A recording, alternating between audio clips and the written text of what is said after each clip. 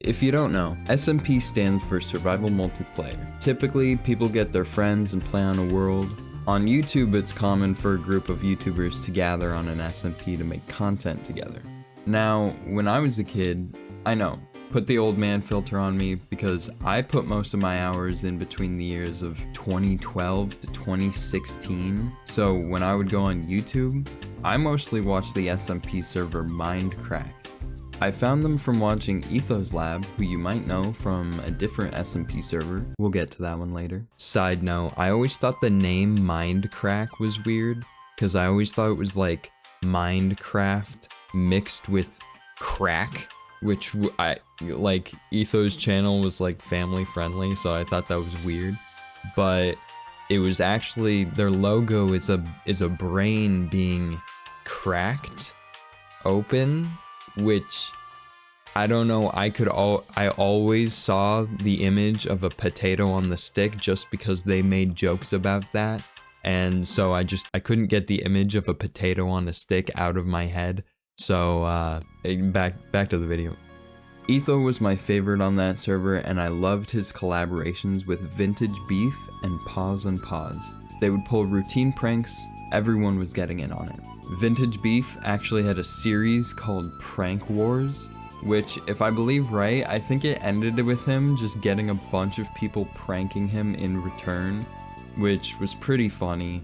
And speaking of wars, Etho had the Death Wars, which was a building that you put your name into, and then randomly someone's name will pop up in this chest. If you walk in there and see someone's name, you can go and kill them, but you have to wear this ridiculous armor. If you win, they have to give you a diamond, and if you lose, you have to give them a diamond. And I could name every one of my favorite moments, but that would take forever. So I'll just name a few of the people that I remember watching, like Pyro Puncher, Blame the Controller, Doc M77, Anderzel, Good Boulderfist, Kurt J Mac, Paul Soares Jr., Zisto, and bdoulbeo. As a kid, I always wanted to be on one of these servers. They would have shops where you could trade stuff, that type of community.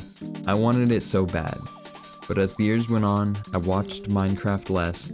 Good, the creator of Mindcrack, grew worried that someone would just trademark the brand Mindcrack, so he wanted to do it before anyone else. A bunch of people left the server, Etho included, and over time I ended up thinking about it less and less. But I couldn't help but notice a second SMP server that was coming up.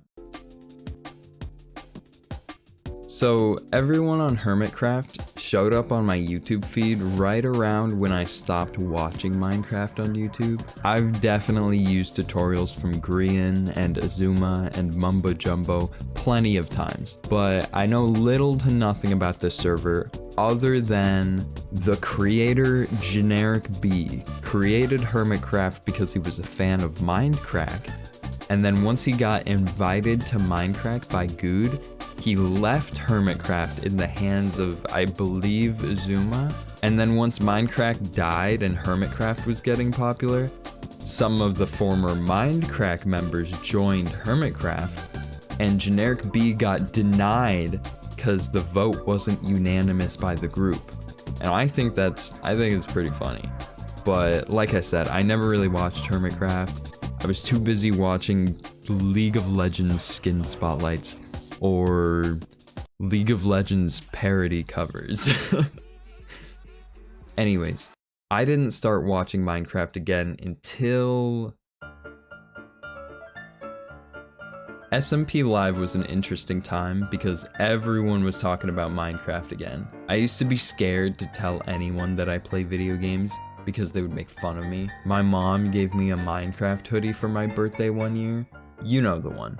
I got so embarrassed. I never wore it because it had this stigma attached to it. It might still have the stigma, but in 2019, creeper memorabilia was popping off. Speaking of stigma, this was also the time where the largest Minecraft server, held by a guy who we don't talk about, was the home of a ton of people that we definitely don't talk about.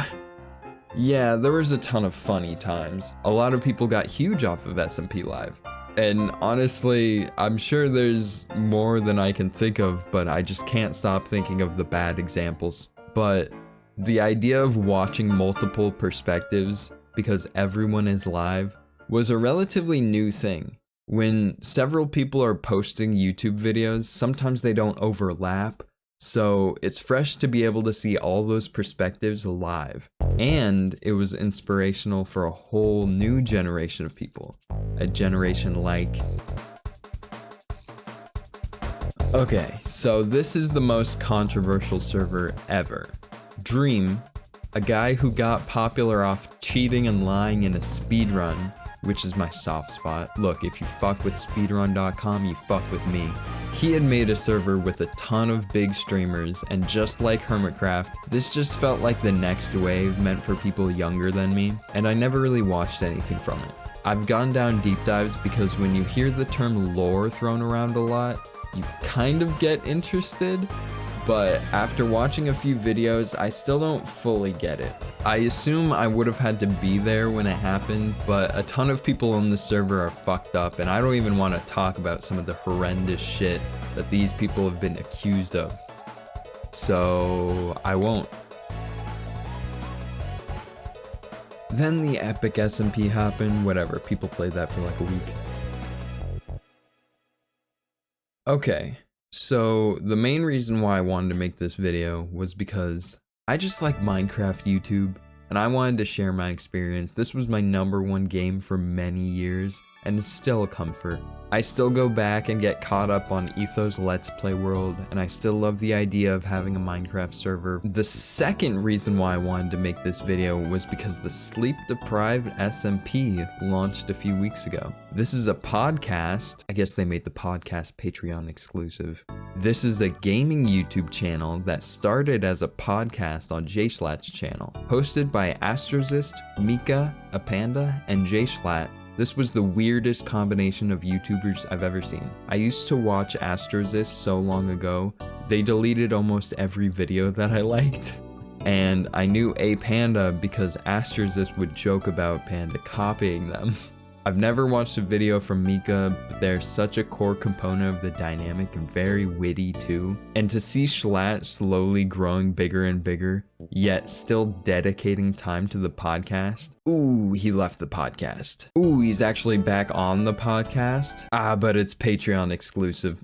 Anyways, even though I stopped watching them a bit ago, it's cool to see them make their server into an SMP, and they have some familiar names too. Justin is the editor for Supermega, and if more people were watching, I think he'd get a ton of traction. Connor Eats Pants is always a chill stream. Captain Sparkles and Ant Venom are for the old heads like me. Having the emote mod, but knowing it would be annoying for everyone to use it, so making Rubber Ross the only one who can use it is funny as hell. And Path is someone who I used to watch in like 2022. She does like album reactions, so it was crazy to see worlds collide. I've had servers with friends, so I've been able to scratch my itch for joining an SMP, and I'm not keeping up with the sdsmp like how I did with previous servers. I just think it's a fun time for now, and we'll see how it plays out. Like and subscribe, it would mean a lot to me, and thanks for watching. See ya. And we were saying this is the first one with no bad people on it. Yeah, no, really. Only good people with good morals are on this one. Only great people. As far as I know.